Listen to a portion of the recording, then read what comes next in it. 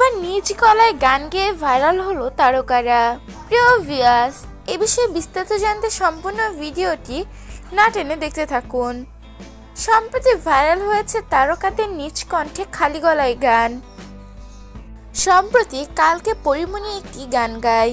গানের শিরোনাম ছিল অন্তর দিলাম বিছায়া গানটি।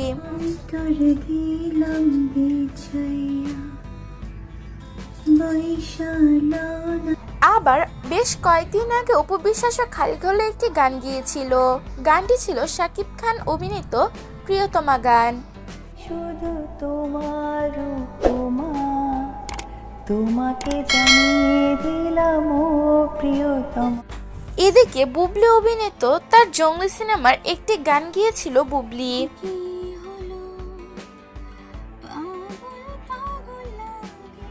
প্রিয় ভিউয়ার্স, এই তিন তারকার মধ্যে কার গানটি আপনাদের কাছে সবথেকে বেশি ভালো লেগেছে? খালি গলায় কে বেশি সুন্দর গান গায়? এই বিষয়ে আপনাদের কোনো মন্তব্য থাকলে জানিয়ে দিবেন আমাদের কমেন্ট বক্সে।